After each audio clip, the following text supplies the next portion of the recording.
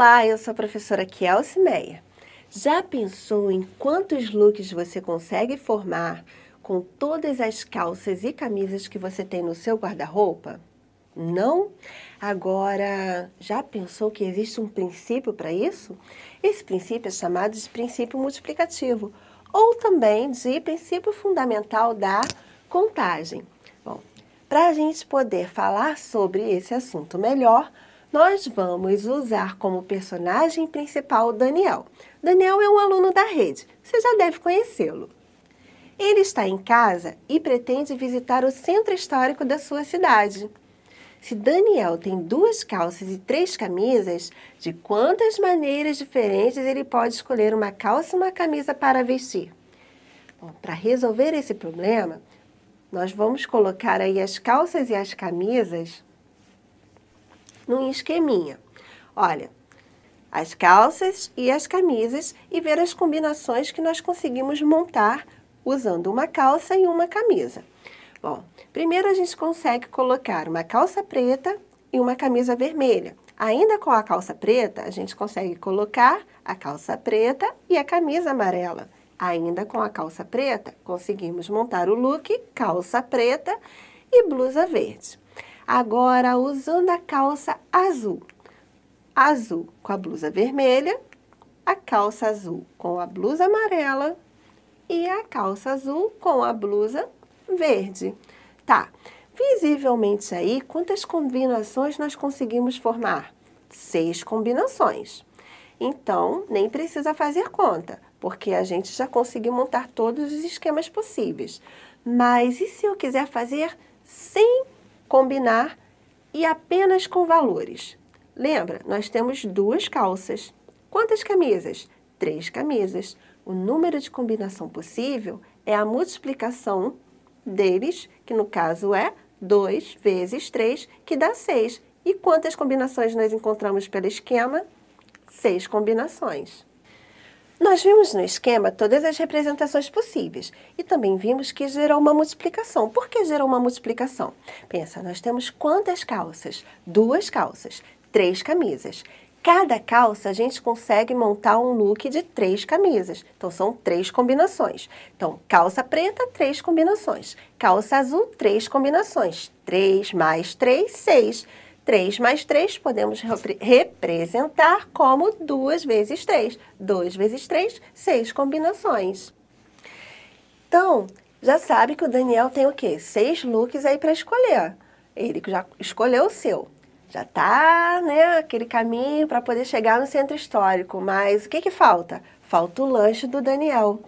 E para poder montar a sua lancheira, ele tem algumas opções. Observe só quais são.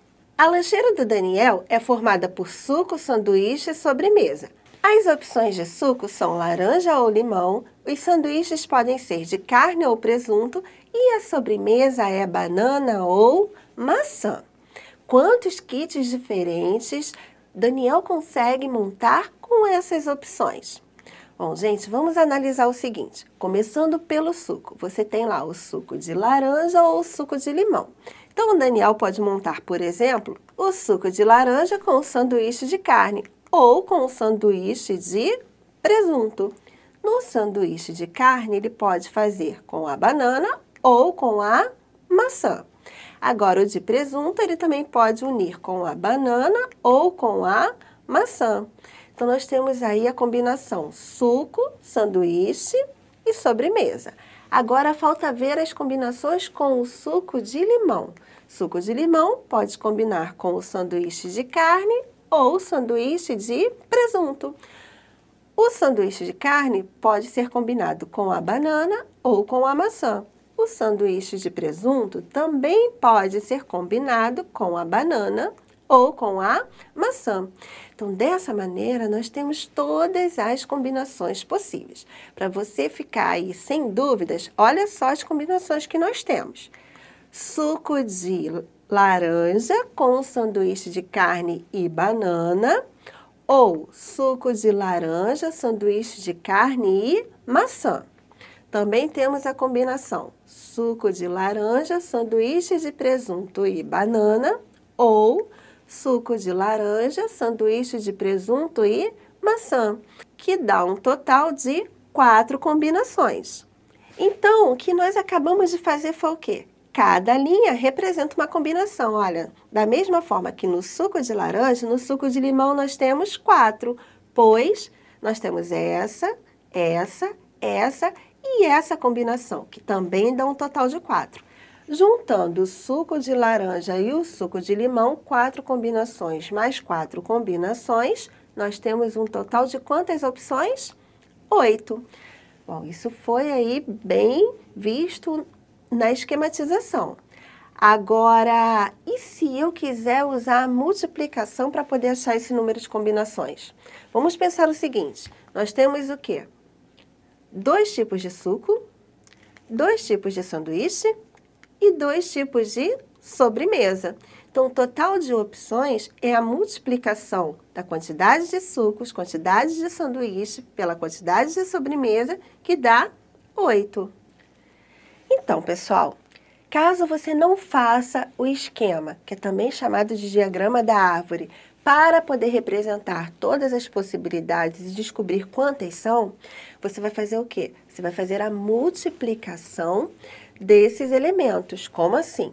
Por exemplo, você tinha lá no caso da camisa, lembra no caso da camisa? Você tinha camisa e calça, 2 calças, 3 camisas. O total de combinações era o quê? 2 vezes 3 igual a 6. Nesse exemplo que acabamos de ver, você tem o quê? Para montar a lancheira. Você tem 2 opções de suco, 2 opções de sanduíche e 2 opções de sobremesa. Então, o total é o quê? A multiplicação. 2 vezes 2 vezes 2, que dá exatamente 8. Assim, facilita bastante quando você estiver resolvendo o total de possibilidades do evento que você estiver trabalhando. Bom, para poder a gente continuar com a historinha do Daniel, olha só, ele quer chegar lá no centro histórico, não quer? Então, ele já escolheu o look, ele já montou a sua lancheira e agora falta o quê? Falta pegar o transporte.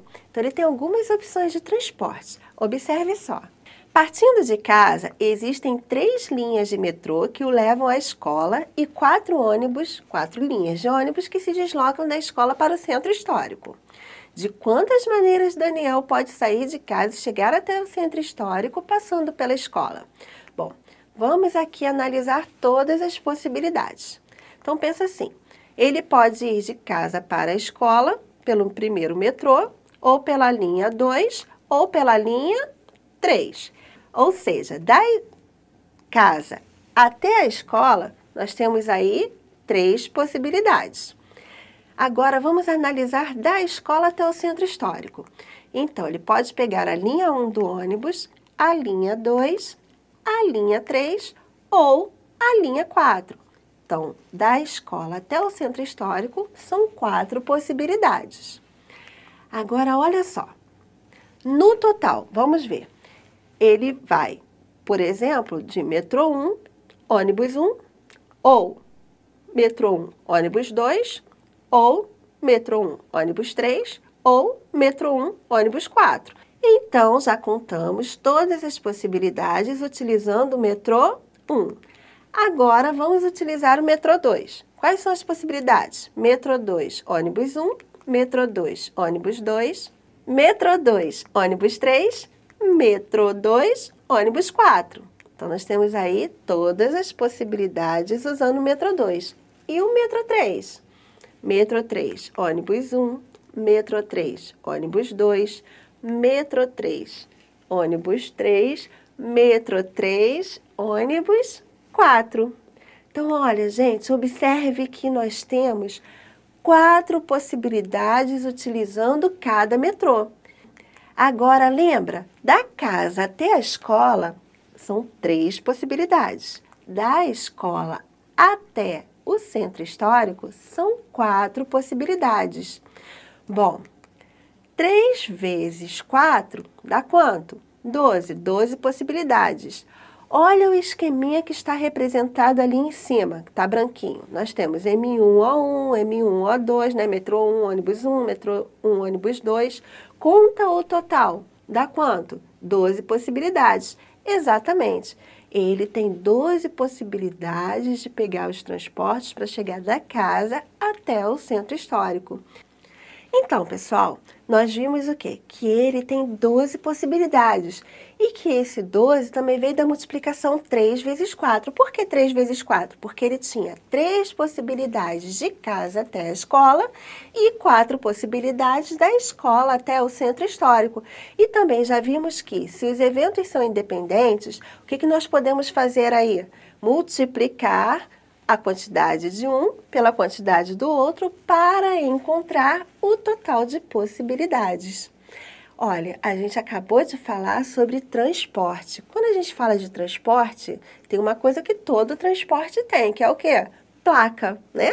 Carro, ônibus, tudo aí tem placa para poder identificar qual é o automóvel que está sendo colocado em questão. Então, por exemplo, já parou para pensar quantas placas existem no Brasil?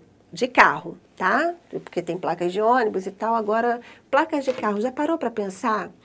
E o que isso tem a ver com a quantidade, com o princípio multiplicativo, com o método fundamental da contagem, enfim?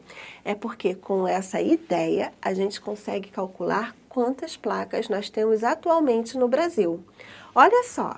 Então, as placas foram sofrendo alteração ao longo dos tempos por causa da quantidade. Cada vez que se passava o ano, precisava de mais quantidade de placa porque tinha mais quantidade de carro. Agora, as placas no Brasil, elas seguem o modelo Mercosul. A placa Mercosul possui 3 letras seguidas, um algarismo, uma letra e depois mais 2 algarismos. Por exemplo, a combinação AOB 1C11. Você já deve ter visto alguma dessas placas nesse modelo. Agora, quantas placas nós conseguimos formar utilizando exatamente esses 7 elementos? Já dei uma dica aí. Quantos elementos vão ser usados? Diferentes? 7, que vai ser a combinação de quê? Letra, letra, letra, algarismo, letra, algarismo, algarismo. Agora, quantas letras nós temos no total? Tem que considerar o K, o W, o Y. São 26 letras no alfabeto, né? Então, onde estiver escrito letra, a gente vai substituir por 26 possibilidades. Então, letra 26, letra 26, letra 26 e letra 26. Agora, e algarismo? Quantos algarismos nós temos aí? Pensa numa coisa, algarismo 0, 1, 2, 3, 4, 5, 6, 7, 8, 9. Então, considerando o 0 até o 9, nós temos 10 opções. Por isso, no lugar do algarismo, vamos colocar as opções 10, 10 e 10, que são as possibilidades totais. Agora, se eu quero saber toda a quantidade, eu vou multiplicar cada possibilidade aí. 26 vezes 26, vezes 26, vezes 10, vezes 26, vezes 10, vezes 10. Nossa, essa multiplicação é enorme, né? Então, você pode usar uma calculadora para facilitar a sua vida. Fazendo essa multiplicação, vamos ter como resultado 456.976.000, ou seja, há 456.976.000 placas diferentes de automóveis. Ou seja, podemos ter até 456.976.000 placas diferentes. Então, pessoal, nós vimos alguns exemplos aí de como o princípio multiplicativo facilita a nossa vida na hora de calcular combinações ou até mesmo a quantidade, como acabamos de ver, de placas existentes atualmente diferentes no Brasil, que utiliza o sistema Mercosul. Agora, lembra também que você pode usar a multiplicação direta, né, multiplicando o número de casos e tal, ou você pode usar o desenho, que é o esquema chamado de diagrama da árvore. Espero que tenham gostado da aula de hoje. Até a próxima e tchau!